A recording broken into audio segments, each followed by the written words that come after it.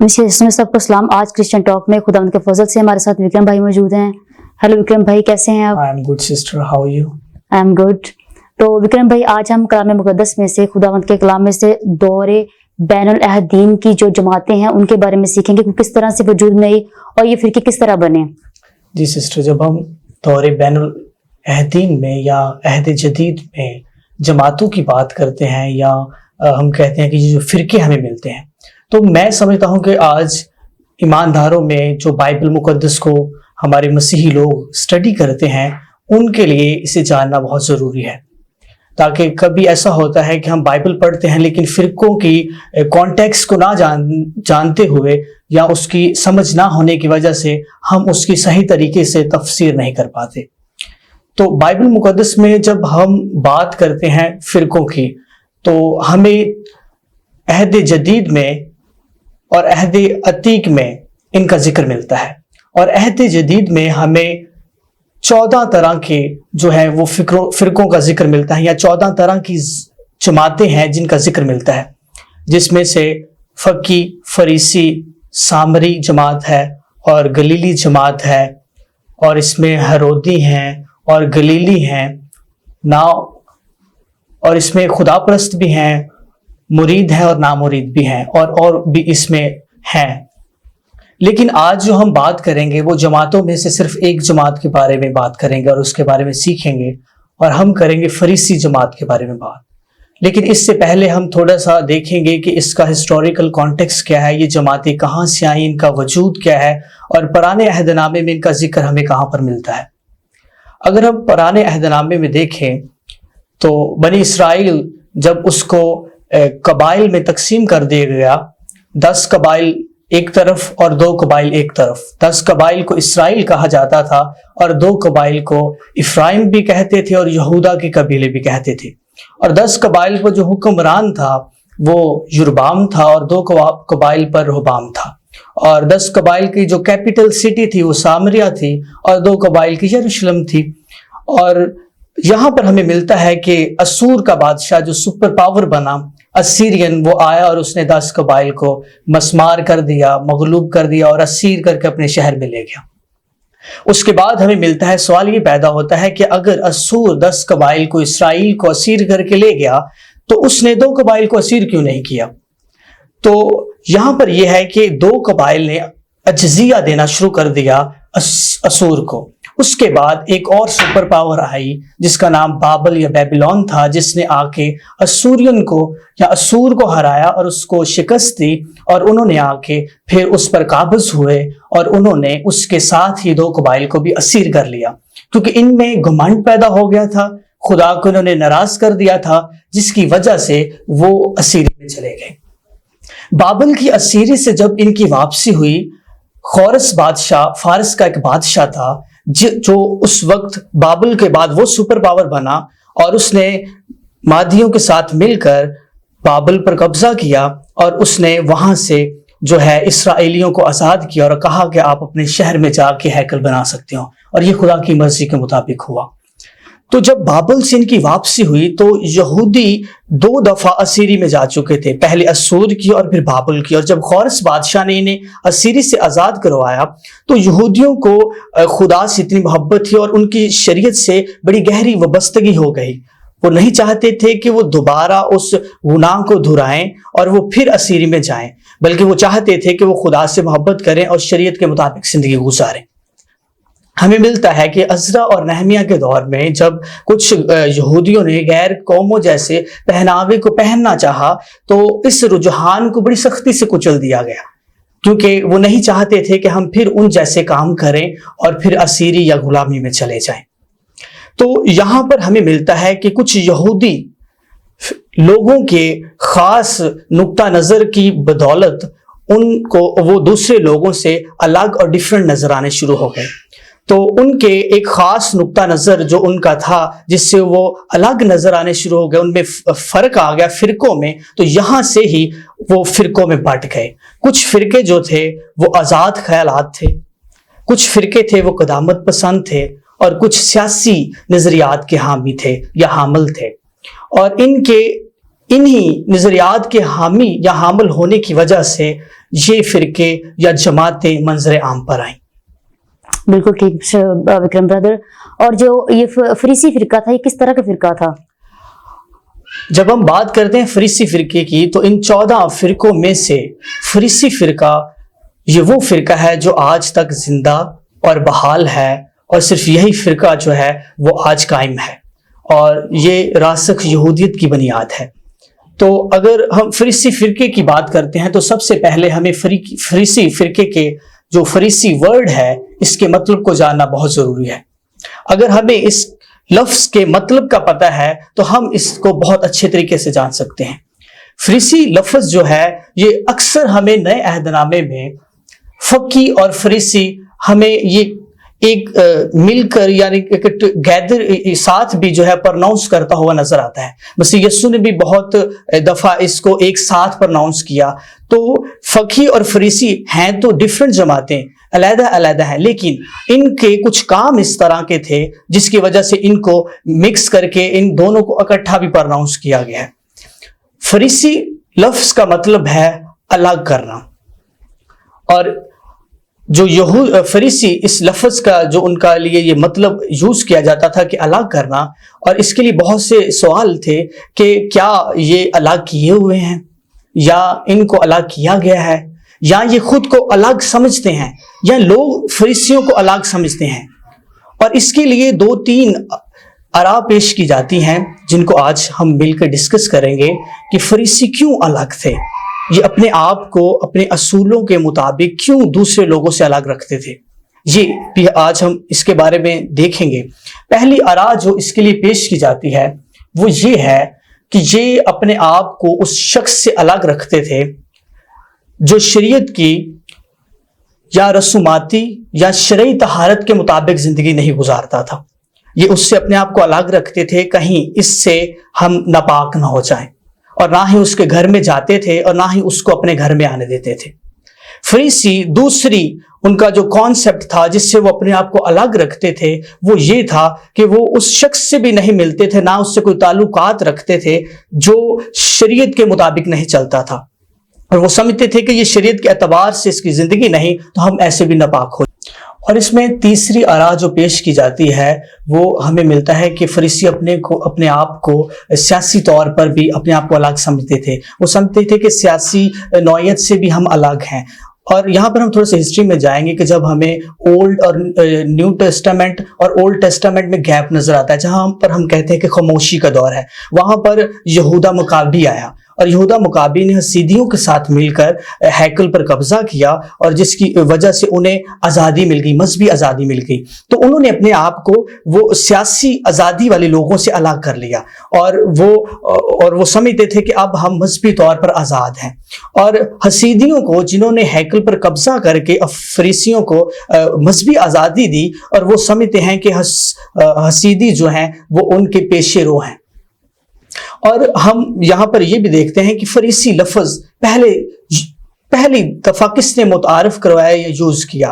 ایک ہسمونی حکمران تھا یوحنا ہرکانس، اس نے قبل 104 سے 134 قاف میم میں اس فریسی لفظ کو لوگوں کے سامنے متعارف کروایا۔ جی بالکل وکرم برادر، ٹھیک ہے، یعنی کہ جو فریسی لوگ ہیں وہ اسٹرکٹلی جو کرتے تھے، شریعت کو فالو کرتے تھے۔ تو اس ٹائم میں جو ان کی شریعت اور ان کی ثقافت اور تہذیب کیسی تھی؟ یہ بھی بہت اہم کوشچن ہے کہ جب ہم بائبل مقدس میں کوئی پیسج تیار کرتے ہیں، جب ہم کچھ بائبل مقدس کو کہیں پہ سناتے ہیں تو ہمیں ان کی ثقافت اور ان کے کلچر اور ان کے محلے وقوع کو بھی جاننا بہت ضروری ہے کہ ان کا رہن سہن کیسا تھا، ان کا پیشہ کیا تھا، اور یہ کرتے کیا تھے۔ فریسی جو فرقہ تھا یہ جو ہے یہ ایک مزدور طبقہ تھا، اور یہ کسان تھے، تاجر تھے اور اہل ہنر تھے، اور یہ بہت مقبول تھے۔ اور اس کے ساتھ ایک اور فرقہ بھی تھا جسے صدوقی کہتے ہیں۔ صدوقی ایک ایسا فرقہ تھا جو حکمران تھے اور اہل خانہ تھے، اور وہ بہت امیر تھے، اور ان کا کافی اثر و رسوخ تھا، اور ان کے جو تعلقات تھے وہ ہیرودیس سے اور روم سے تھے۔ تو ان میں یہی تھا کہ ایک اور ڈفرنس تھا تاکہ یہ امیر طبقے سے تعلق رکھتے تھے صدوقی اور فریسی، چونکہ وہ طبقہ تو اتنا امیر نہیں تھا، مزدور تھا، لیکن ان کے وہ اپنی مہارت ہنر میں کافی مہارت حاصل کر چکے تھے، اسکیلیبل لوگ تھے، ہاں اسکیلیبل لوگ تھے۔ اور پھر یہ فریسی جو تھے یہ اپنی قدامت پسندی سے بہت مشہور تھے، اور یہاں پر ہمیں ملتا ہے کہ یہ اپنے آپ کو ارد گرد کے لوگوں سے الگ سمجھتے تھے، اور یہ نہیں چاہتے تھے کہ کوئی ان کی مذہبی باتوں میں مداخلت کرے، کوئی ان سے تفسیری لحاظ سے بحث کرے۔ یہ سمجھتے تھے کہ ہمارے اصول جو بنائے ہیں یا جو ہم کلام سناتے یا کرتے ہیں یہ ان کو زیادہ جو ہے ترجیح دیتے ہیں، اور نہیں چاہتے تھے کوئی ان کے کلام یا ان کی باتوں میں مداخلت کرے۔ پھر ہمیں ملتا ہے کہ مسیح یسوع کے دور میں انہیں قدامت پسندی کی وجہ سے ریاکاری کے لیے بھی ان کے لیے ریاکار لفظ یوز کیا گیا ہے۔ قدامت پسند شخص کون ہے، ہم اس کو تھوڑا سا دیکھیں گے۔ بالکل ایسے جیسے کہ انتہا پسند ہوتے ہیں، انتہا پسند ہوتے ہیں، یا وہ ان کو ریاکار کہا گیا ہے۔ ریاکار وہ شخص جو دکھاوے کے لیے کچھ کرتا ہے، جیسے مسیح نے متی کی انجیل میں کہا کہ ایسے کام نہ کرو، موڑوں پہ کھڑے ہو کے نہ کلام سناؤ، دکھاوے کے لیے چیزیں نہ کرو، بلکہ اپنی کوٹری میں جاؤ اور دعا کرو، اور تمہارا خدا جو آسمانی بھاپ پوشیدگی میں دیکھتا ہے آپ کو بدلہ دے گا۔ پھر اس کے ساتھ ایک اور چھوٹی سی ایگزامپل دوں گا کہ ہمیں مشرق بیٹے کی ایک ایگزامپل ملتی ہے۔ وہاں پہ ہمیں ملتا ہے کہ وہ بیٹا جو واپس آتا ہے اور اس کا باپ اس کے لیے قربانی کرتا ہے، اور دوسرا بیٹا جو گھر میں ہوتا ہے وہ اپنے باپ سے کہتا ہے کہ تو نے میرے لیے کوئی برا ذبح نہیں کیا، تو نے مجھے وہ انگوٹھی کیوں نہیں پہنائی۔ اس کا باپ کہتا ہے کہ یہ جو کھو گیا تھا اب لوٹا ہے، اور تو پہلے ہی میرے پاس ہے، اور یہ سب کچھ تیرا ہے۔ اصل میں یہاں دو چیزوں کی ہمیں تصویر نظر آتی ہے، وہ جو کھو گیا وہ غیر قوم میں ہے، اور وہ جو گھر میں ہے وہ یہودی ہیں، اور وہ خدا کہتا ہے کہ تم میرے ہو اور تمہارا سب کچھ ہے۔ اور اصل میں دیکھا جائے تو کھویا ہوا وہ نہیں جو لوٹا ہے، بلکہ وہ ہے جو گھر میں تھا۔ تو یہ ہی کہ یہ جو فریسی یا یہ لوگ جو تھے یہ مٹیریلسٹک تھے، یہ چیزوں پر اپنا دھیان دیتے تھے کہ یہ میری تھی اور اس کو مجھے کیوں نہیں دیا گیا، اور یہ مٹیریلسٹک ہو چکے تھے۔ اور خدا جو ہے وہ دلوں اور خیالوں کو جاننے والا خدا ہے، اور خدا ان چیزوں کو نہیں دیکھتا، بلکہ خدا دیکھتا ہے کہ جو کھو گیا تھا، جو میرے سے دور ہو گیا تھا، وہ واپس آ گیا۔ پھر ہم اپنے ٹاپک کی طرف آئیں گے کہ جب یہ چیزیں ہمیں نظر آئیں کہ مسیح نے ان کو ریاکار کہا کیونکہ یہ دکھاوے کے لیے کرتے تھے۔ اور اگر فریسی لوگوں کی بات کریں تو تھوڑا سا یہ بھی میں تعارف دینا چاہتا ہوں کہ فریسی کون ہمیں ملتے ہیں بائبل مقدس میں، جو بڑے بڑے علماء میں سے۔ تو ہم دیکھیں تو فریسی جو ہے نیکودیمس بھی فریسی تھا، پھر ہم دیکھیں ارمتیا کا رہنے والا یوسف بھی جو تھا وہ بھی فریسی تھا، اور پھر گملیل جو عالم میں شرع تھا، جس کے پاس اس دور کے بڑے بڑے امیروں کے بچے پڑھنے کے لیے آتے تھے، درس لینے کے لیے آتے تھے، وہ بھی فریسی تھا۔ اور ترسیس کا رہنے والا ساؤل، جس کا ہمیں بہت واضح ذکر ملتا ہے کہ خدا اس پر ظاہر ہوا، خدا نے اسے اپنا پیشوا چنا، وہ بھی فریسی تھا۔ تو ان کی کچھ عقائد بھی ہیں، ان کو بھی میں شیئر کرنا چاہوں گا ساتھ ساتھ ہی۔ فریسی جو لوگ تھے یہ گناہ گار کے گھر نہیں جاتے تھے، اس کے گھر جا کے کھانا پسند نہیں کرتے تھے۔ یہ سمجھتے تھے اگر ہم اس کے ساتھ کھانا کھائیں گے تو ہم ناپاک ہو جائیں گے، اور اگر انفارچونیٹلی کہ کسی کو ان کے گھر کھانا کھانے آنا پڑتا تھا تو یہ پہلے اس کو لباس پہناتے تھے، اس کی تقدیس کرتے تھے، اور طہارت کے اصول کے مطابق اسے لے کے آتے تھے، تاکہ یہ اگر وہ ان کے گھر آئے تو ان کا گھر ناپاک نہ ہو جائے یا یہ ناپاک نہ ہو جائے۔ دوسری یہ بات تھی کہ جب یہ بابل سے واپس آئے ہیں تو بابل سے واپس آنے کی بعد انہوں نے عبادت خانوں میں قربانیاں تو نہیں کی، لیکن انہوں نے عبادت خانے کی ڈسٹریبیوشن کر دی۔ انہوں نے عبادت خانے کے ساتھ ہی تعلیمی درس کو شروع کر دیا، اور وہاں پر بھی ان کی سرگرمیوں میں کافی ان کا مرکز تھا، اور انہوں نے تعلیم کو بھی عبادت خانوں میں شروع کر دیا۔ پھر ہم دیکھتے ہیں کہ ان میں سے بھی دو جو ہیں فرقے نکلے ہیں فریسیوں میں بھی۔ تو یہ بڑی حیرانی کی بات ہے، جب میں سیکھ رہا تھا یا سمجھ رہا تھا ان چیزوں کو تو مجھے دوسرے فرقوں سے ہٹ کے ان میں بھی دو فرقے نظر آئے۔ وہ دو فرقے، ایک حلل اور ایک شمائی تھا۔ حلل فرقہ جو تھا یہ بابل سے تعلق رکھنے والے، اس کی جو داغ بیل تھی وہ بابل سے تعلق رکھنے والے ایک شخص حلل کے نام سے تھی، اور یہ اس کے نام سے کہلایا جاتا تھا۔ اور اس کا جو مقصد تھا یہ کیا غریبوں سے تعلق رکھتا تھا، اور رومیوں کے ساتھ ان کے کافی جو تعلقات تھے۔ اور جو شمائی ان کا جو فرقہ ہمیں ملتا ہے، اس میں یہ جو تھے تفسیری لحاظ سے بہت مانے جاتے تھے، اور اس نقطہ نظر سے تفسیری لحاظ سے بائبل کے، اور ساتھ ہی یہ روم کے بڑے سخت خلاف تھے۔ اور ان کے ایک اور عقائد میں یہ بھی بات ہے کہ یہ بہت اہم ہے کہ فرشتوں کا ایمان کیسا تھا. اگر ہم ایمان کی بات کریں تو فرشتوں پر ایمان رکھتے تھے. ایمان کی بیس پر ان کی صدوقیوں سے بڑی بحث ہوتی تھی. صدوقی قیامت پر یقین نہیں رکھتے تھے اور فریسی جو تھے وہ یقین رکھتے تھے. اب فریسیوں کا ایمان یہ تھا کہ فرشتوں پر ایمان رکھتے تھے اور وہ روح کی لافانیت پر ایمان رکھتے تھے اور وہ بدنی قیامت پر، دعا پر، روزے پر، سبت پر اور دہیکی پر گہرا ایمان رکھتے تھے. تو یہ ان کے قواعد تھے اور ان کا رہن سہن اور ان کا تھوڑا سا محل مقو تھا جو ہم نے شیئر کیا. بالکل وکرم بردر، یہ جاننا بہت ضروری تھا کہ ہم بائبل کے اکارڈنگ اس ٹائم کو، ان فرقوں کو اور اس کانٹیکس میں جا کے دیکھ سکتے تاکہ بائبل کی بیٹر انڈرسٹینڈ ہو سکے ہمیں. تو وکرم بھائی یہ ہمیں بتائیں کہ فریسیوں کو جو غیر تحریری رسومات تھی وہ کون سی تھی اور وہ خیالات کہاں سے ان کو آئے جس کی بیس پر ان میں اور صدوقیوں میں اختلافات رہتے تھے؟ یہ ایک بہت اہم یہ بھی ایک کویسچن ہے کہ صدوقی اور فریسیوں میں تحریری لحاظ سے کیوں اتنے اختلافات رہتے تھے.